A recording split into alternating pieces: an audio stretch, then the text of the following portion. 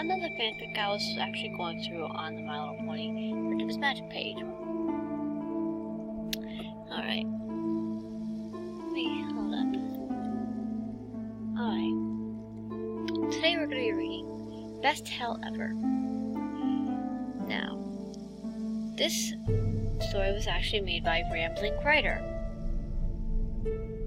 which I came across on What's New or What's Hot, also on one of the recommendation pages, and decided, hey, this looks short, let's read it.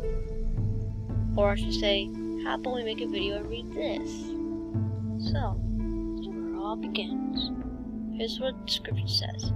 Suddenly, finding herself in hell, Twilight is presented with one fact. For the rest of eternity, she's stuck in a library, holding every book possible. She's expected to organize them and is allowed to read them. What makes this hell again? Well, let us see what's going on. Chapter 1. The celestial bureaucracy needs better clerks. The ground was cold and harsh beneath Twilight's hooves, like polished stone. She couldn't remember how she got in here.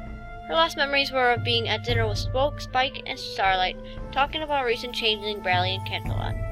1 second she'd been there, and the next she was here with no magic or anything. So, where was here? Welcome to hell.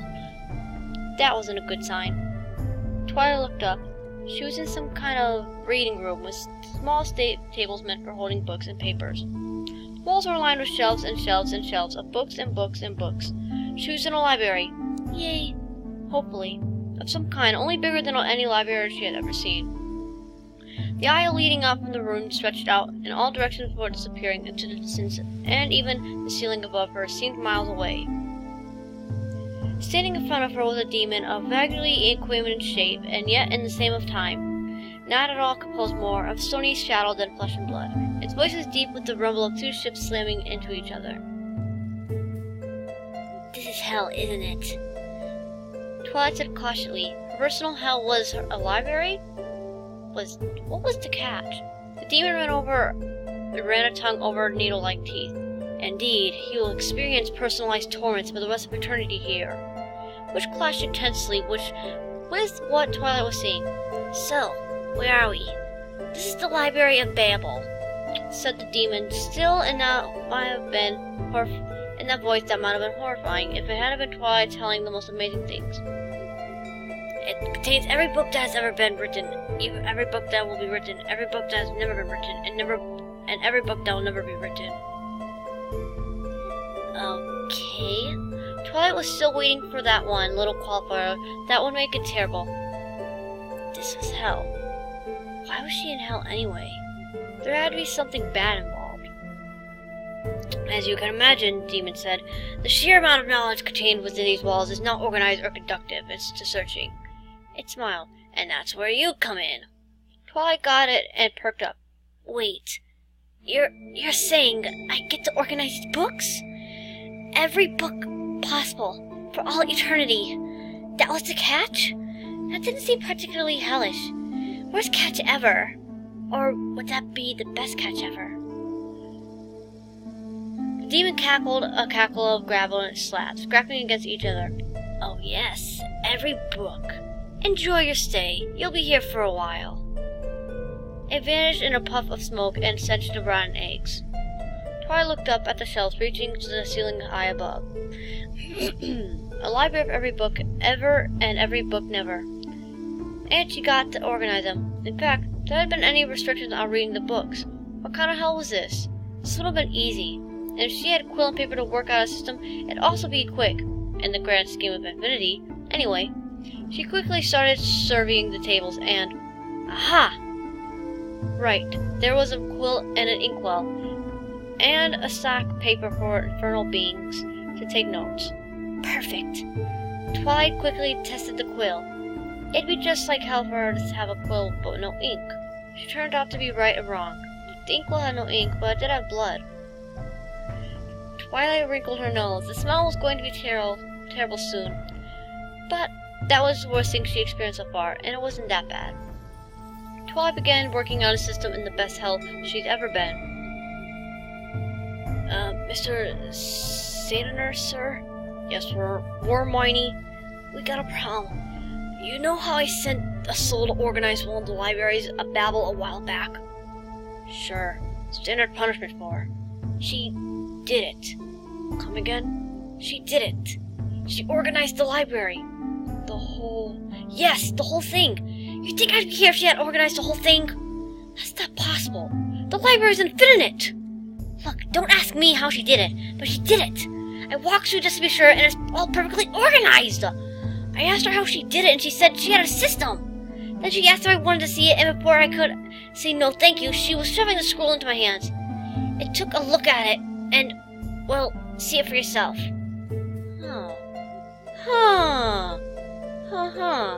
But how? Oh, that's how.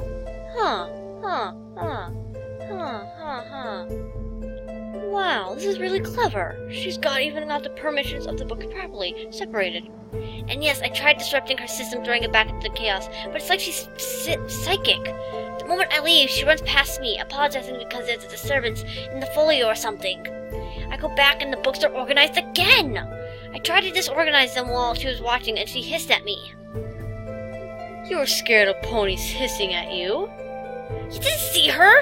It made me bezel buck right for the hills. Right. Look, one way or another, what we're gonna do. Now that she's organized the library, she's just sitting around reading books. And not just away at the pastime, sir. I think she's having fun.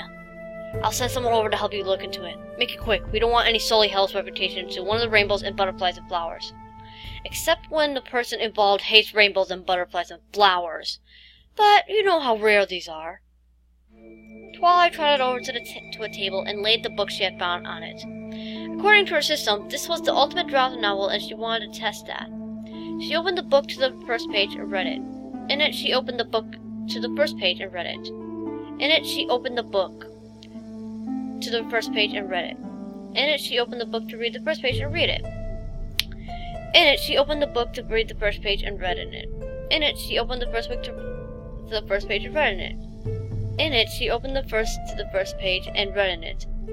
In it, she opened the first page and read in it. In it, she opened the book to the first page and read in it. In it, she opened the book to the first page and read in it. In it, she opened outside it,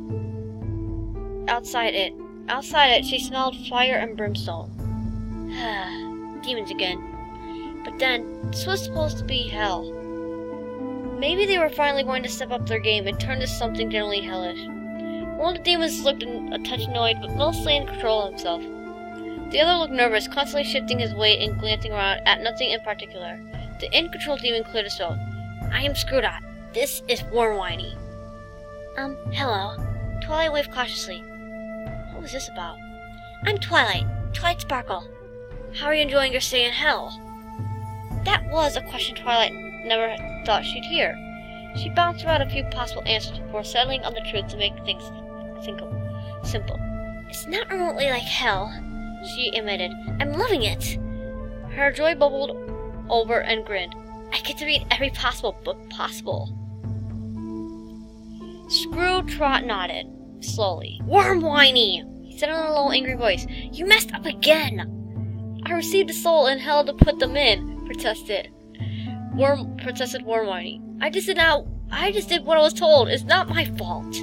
Maybe not, but you should check that your soul and your hell are properly suited for each other. Screwtrot tapped the floor once, twice. What was the identifier of this specific hell? Wormwiney said something that was less a sound and more of a torrent of a pure sensation, raging from gentle touches to burning cold to the loudest whispers Twilight had ever heard, to that weak lemonade taste after the ice in it has melted. Do you know who has the competitive infernals? There's a copy in here. Twilight pointed. Go 4 miles and 3,700 feet, 8 feet. 58 feet that way. Take a left to go 19 feet flights down the first set of stairs. You'll find... Go a parsec to the right, and that's a parsec exactly. And it'll be on the right edge of the 60-second club. Screwtrotty and Wormwiney started. I organized this according to his system. I know my system, protested Twilight. It's not that hard. See, you were looking for facial information, so I'll be right back. Screwtrot said quickly. He ran down the direction Twilight had pointed. He ran back a few seconds later, reading the book Twilight mentioned and looking very, very angry. He showed his current page to Hermione. Hermione, can you tell me what some sort of party is supposed to be here? Hermione read a few lines and cringed. A green earth pony? Can you tell me what sort of pony Twilight Sparkle is? A purple alicorn? Can you tell me whether or not Twilight Sparkle is supposed to be here? No, she isn't. Like I said, you messed up again. I'll deal with you later. Scram! Hermione vanished. Screwtrot rubbed his head. That demon, he muttered. It's a wonder I haven't eaten him already. Twilight cleared her throat. So, what about... You're sent to the wrong personal hell, said Screwtrot, almost apologetically. This is meant to be for a slob committing the sin of sloth. Not some pony who likes everything neat and orderly. Oh, said Twilight. That explained a lot. In fact, Screwtrot fanned through the book. I don't think you're supposed to be here at hell at all. I can't find an entry for you. I don't even think you're supposed to be dead. So, does this mean I'm going back home? But she didn't want to leave the library just yet. There's just so much to... Absolutely. We don't know why you were sent to hell before you died, but rest assured, we ensure it never happens again. Hell apologizes for the inconvenience and have a pleasant day, ma'am. Before she could protest, Twilight vanished from the library, and reappearing at the dining room table where Starlight and Spike were discussing in a changing valley in Canterlot exactly what they'd been discussing from where she died from the sounds of things. She could get back to life as if none of it had ever happened. But Twilight thought about the infinite library in hell, and Twilight thought about her own minuscule library here. Tears began welling in her eyes. Twi? Asked Spike. You look real weird and all of a sudden. I was in hell, and I had access to every book possible! Twilight wailed and planted her face in her salad. Down in hell, although that particular celestial error had been sorted out, that still left the matter of how Twilight had died in the first place and got placed in this particular hell. And there was one option that Screwtrot was particularly keen on. He reached through time and space, and yanked this cord into the library by his handler. This cord was, as usual, wasn't too put out. Hello, Mr. Trot, he beamed. Long time no see. Still heading down the Loargy? You could come visit Equestria. The weather's scheduled to be quite lovely this time of year. A pony ended up in the wrong hell, rumbled Screwtrot. In fact, they weren't supposed to go to hell at all. Are you responsible? I did her a favor, really. She got to spend some time so much organizing books with no descriptions. Just because I can't find Order Dole doesn't mean bad to Chronicus, yelled Screwtrot. He squirted this cord with an acid spray bottle. Bad, you're not supposed to interfere with an afterlife. I resent that, protested Discord, flailing his arm to protect himself from the acid. After all, it would get him wet. They also had a plot bunny they needed to get rid of him. I did them a favor, too. And you know how hard it is for me to do favors? I did them a favor, too. You know how it is to do favors? He scrapped a drop of acid from his fur and licked it and cringed. Oh, please. Sulfic, still? You really need to switch to fluoro and anemonic. Too much work. So you say, Discord wriggled out of Screwtrot's grasp. Anyway, I shouldn't keep you here any longer. Now with all the work I've waited on you. Toodles! And he was gone. Screwtrot sighed, but there wasn't anything he could do about it. He did need to get back to work. Another day, another damnation. And that is the story of the best hell. If you guys actually liked it, please give this video a thumbs up. Or if you warriors want to take a look at the story yourself, I'll leave a link of the fiction down below. But yeah. I'm actually quite surprised.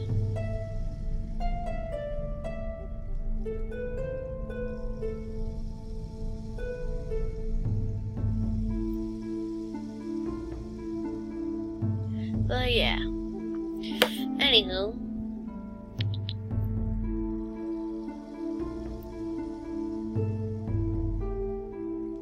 Yeah. Anywho. Hit the subscribe subscribe button for more videos like these, and join the clan, or to have keep updated with these stories.